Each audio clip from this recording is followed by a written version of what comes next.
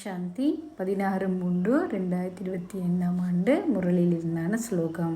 உங்கள் சுபாவம், சமஸ்காரங்கள், உறவு முறைகள், தொடர்புகளில் லேசாக இருத்தல் என்றால் ஒரு தேவதையாகுதல் என்று அர்த்தம்.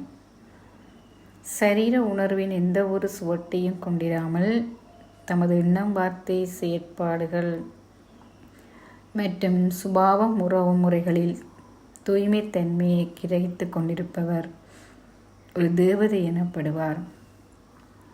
நாம் தேவதை ஆகிக் கொண்டிருக்கும் முயற்சியில் ஈடுபட்டிருக்கின்றோம். ஆகவே எமது இலக்கும் இலட்சியமும் தேவதை ஆகுதல் ஆகும். பொதுவாக லௌகீகத்தில் ஒருவர் தமது இலக்கு இலட்சியத்தை அடைவதற்கான முயற்சியில் சதா ஈடுபட்டு கொண்டிருப்பார். எந்நேரமும் அவரின் சிந்தனை இதுவாகத்தான் இருக்கும். தமது இலட்சியத்தை அடையும் வரை அவர் ஓய்வெடுக்க மாட்டார்.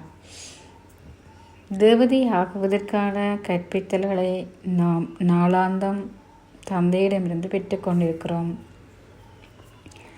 அத்துடன் யோகத்தின் மூலம் நாம் நமது பாவச் சுமைகளையும் குறைத்து அவற்றுக்கான முயற்சியையும் செய்து கொண்டிருக்கிறோம். தெய்வீக குணங்களின் தாரணை மூலமாக ஆத்மாக்களாகிய நாம் லேசான தன்மையையும் அனுபவம் செய்ய முடியும்.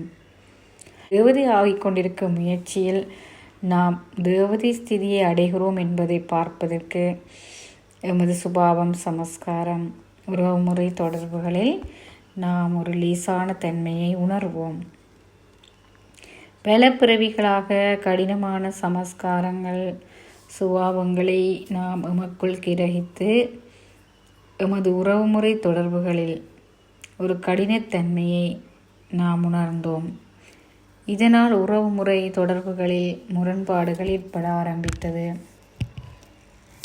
இதனாலேயே அமைதியின்மை மற்றும் சந்தோஷமின்மையை நாம் உணர்ந்தோம்.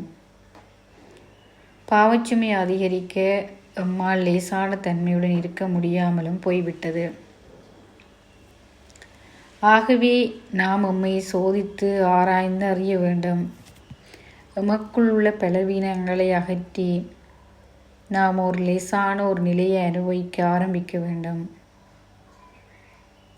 ஏகாந்தத்தில் இருக்கும்போது எம்மால் இதை இலகுவாக கண்டறிந்து எம்மை அதிலிருந்து விடுவிக்க முடியும்.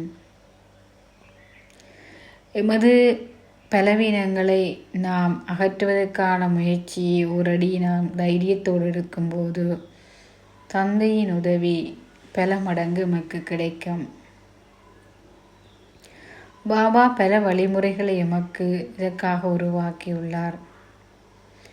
ஆகவே எமக்குள் உள்ள பலவீனங்கள், விகாரங்கள் என்ற சுமைகளை இல்லாமல் ஆக்கும்போது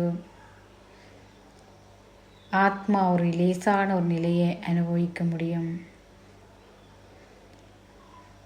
லேசாக இருக்கும் ஒரு ஆத்மாவால் இயல்பாகவே தந்தையின் நினைவை கொண்டிருக்க முடியும். ஓம் சாந்தி.